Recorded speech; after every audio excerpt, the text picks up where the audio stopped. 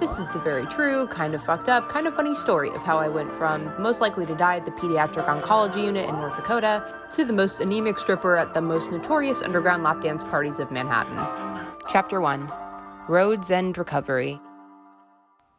Everything was good except for I was a little more tired than usual. And then one morning I opened my mouth to brush my teeth, and inside were these dark black blisters. My nose started bleeding, and it wouldn't stop. I went to put shoes on and noticed the back of my legs covered in the most demonic bruises you had ever seen. And after many tests, I learned I had severe aplastic anemia, which is a disorder where your bone marrow stops making blood. I'd been bleeding to death internally for weeks and just thought I was tired. And overnight, I dropped out of college and started on the both literal and metaphorical road of recovery. October 11th. Hey friends, welcome to my Caring Bridge site. Here are the basics of my situation. I don't know how long I've had this disease, what caused it, or even the details and outcomes of my future treatment. The only things I know for sure are that because of my low platelet count, it's easier to bruise and bleed to death, and because of my confused white blood cells, I have no means of fighting off illness. The next 6 months of my life will be spent in isolation. October 15th. Today, I completed my last day of ATG treatments. Set to be released tomorrow morning. Should be in Fargo in about 1 week. Woo! October 18th. Back at the hospital. I was admitted to the ER with a temp of 105. I use the words medical attention loosely because I sat in the ER the color of a hot Cheeto. Well, I tried to wear a thong and it almost killed me. Do not give me your opinion or advice on medical procedures if you are not a doctor. And I'm pretty sure I shit myself twice while almost unconscious. November 16th. I've been home for 5 days now, and I'm so happy. A change of setting doesn't take away disease, it doesn't take away paranoia, but being home reminds you of a time of normalcy. The life you once lived, and the life you could one day live again. There's bound to be some scars after this, but I know I'll win the war. November 28th. Once I got over the 24-hour thrill of being home, I quickly sank back into a deep depression. I woke up every morning in a panic and cried at least twice a day. The only time when I was happy was when I was distracted with TV. Binging Community helps me pretend that I'm just an unconventional college student and not a prisoner trapped in my childhood bedroom. My doctor told me that my counts haven't improved at all, and an increase in my bilirubin levels indicates that my liver is failing because of my medication.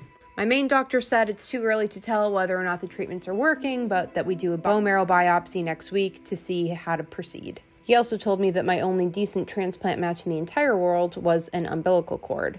And apparently, these transplants have a higher failure rate, but I'll take what I can get, I guess. December 6th. It's official. Transplant after Christmas. Today, I received the official call that the medical board had approved my transplant, and that I'm set to receive stem cells sometime after Christmas. While I've long predicted the coming of this event, I'm not as relieved as I thought I would be. Actually, I'm scared shitless, and have finally realized that if this fails, I could die. Faith is always something that's confused me. Think about what unsubstantiated truth is guiding your life right now. You know, that's the deal breaker with faith. It's life's ultimate comfort, but the only proof of its existence is this nagging in your head telling you so. When I was 11, I realized I was the only one of my friends who didn't attend church regularly. I tried to understand, and I went to church function after church function with them, but I could not for the life of me bring myself to fully believe in God as told by the Bible. And then I took one step into the oncology wing and saw a toddler walking around with an IV pole and just kind of gave up on the idea of God entirely. Now, as much as I'd love to say I have faith in modern medicine and science, I don't. Only 1 in 2 million people get this disease every year, and I still cannot understand for the life of me why it would have been me. I had such a strong belief in every comforting thing that doctors told me, and seeing all of them fail has just... It's been the most heartbreaking part of this experience. I don't want to go through all that suffering just to hear doctors tell me that there's nothing more they can do.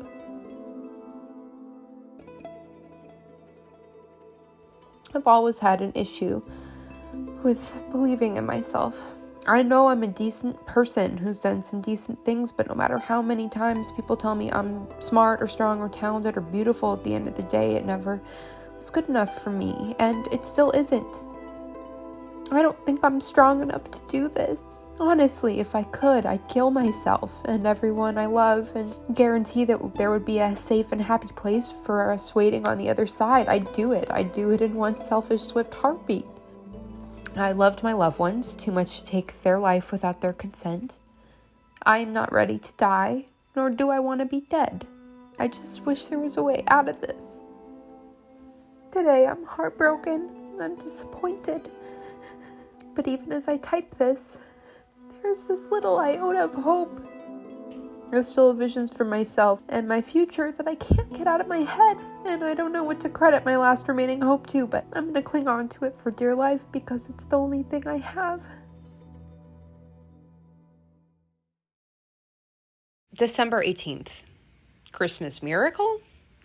This past week, I received the first piece of good news I've gotten on this entire journey. My neutrophil count has gone from 0 to 500 to 900, and then finally 1200. Basically, I have a borderline normal immune system. My hemoglobin also mysteriously increased without the help of transfusions. Because of this, my transplant has been delayed until after New Year's.